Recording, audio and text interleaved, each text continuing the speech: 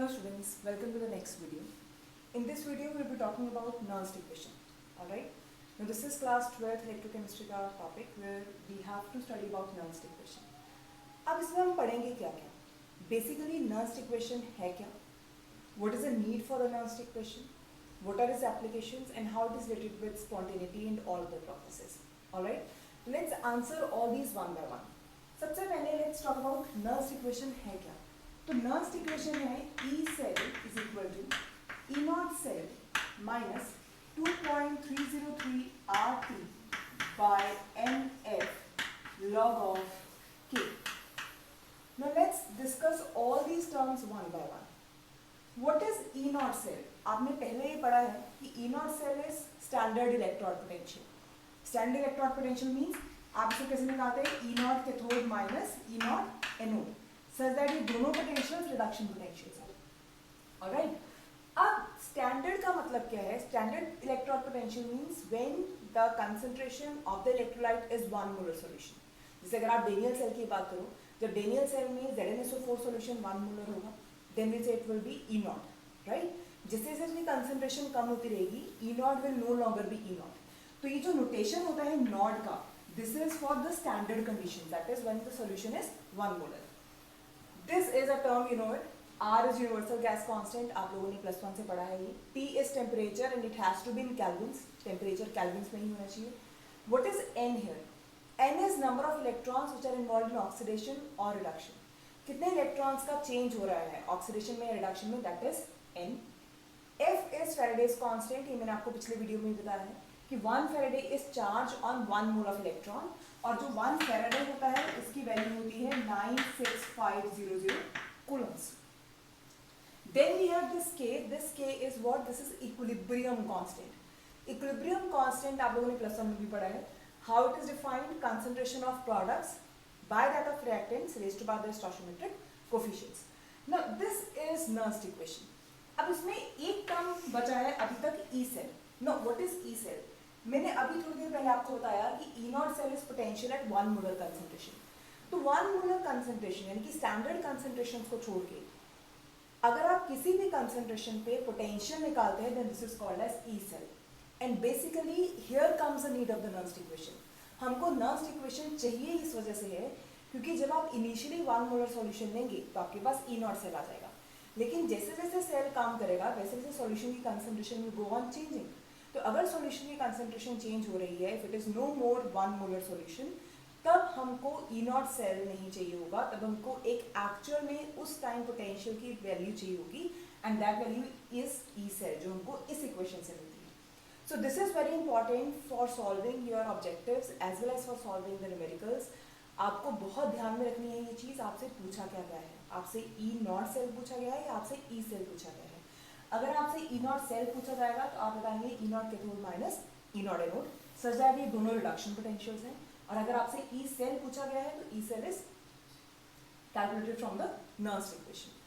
अब अगर मैं नर्स्ट इक्वेशन का एक आपको डेफिनेशन बताऊं तो आप ये बोल सकते हैं कि Nernst equation is a quantitative relationship between E cell, that is EMF और the voltage of the cell, and the concentration of the ions. ठीक है, बिकॉज यहाँ पे आयंस आएंगे. ऑलराइट. सो ये क्वांटिटेटिव रिलेशनशिप है जो ये बताएगा कि कंसंट्रेशन इलेक्ट्रोलाइट की चेंज करने पे पोटेंशियल कैसे चेंज होगा. सो this is all about the Nernst equation.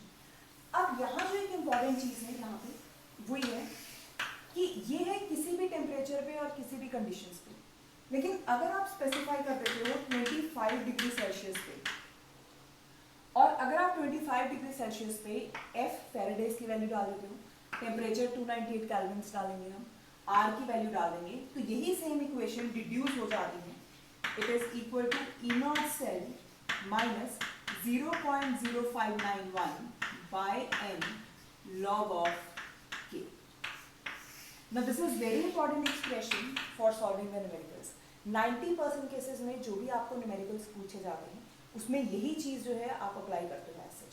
अगर कहीं भी मेंशन्ड है स्टैंडर्ड कंडीशंस या at room temperatures, so you can easily apply this equation.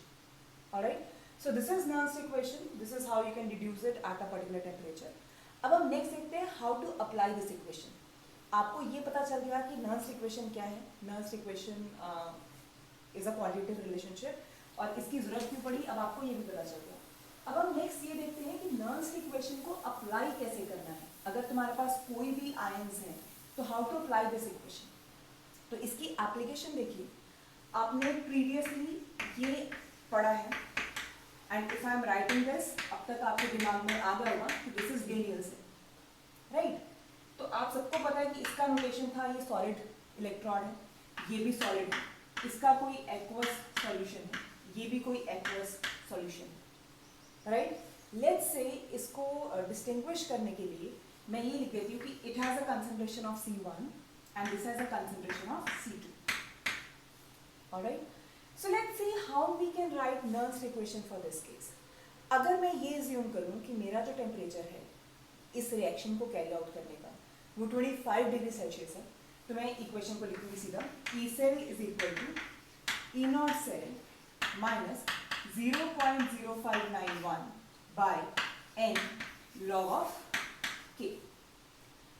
Now although I know कि किसी भी डेनियल सेल के लिए वैल्यू 1.10 वोल्ट होती है, लेकिन मैं जितने भी यहाँ पे क्वेश्चंस आपको सॉल्व करके दिखाऊंगी वो ई नॉट सेल की टर्म्स में करके दिखाऊंगी, so that in the end you can put down the values and you can find out the answer, right.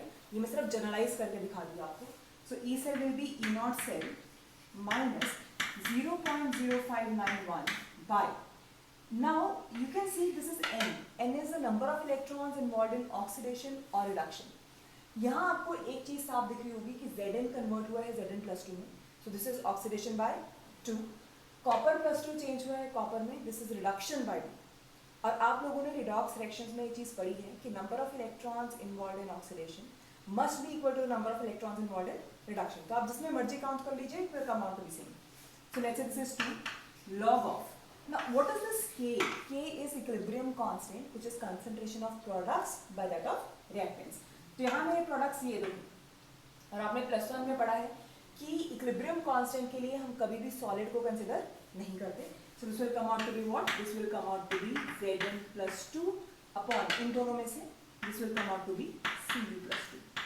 अब क्योंकि मुझे क्वेश्चन में गिवन है concentration, so I can easily put down E not cell minus 0.0591 by 2 log of what was the concentration of Zn+2 ion C2 upon C1. So जो भी इसकी values होंगी you can put down the values and you can solve this question. This is how you are going to apply Nernst equation in your questions. Alright. So this was very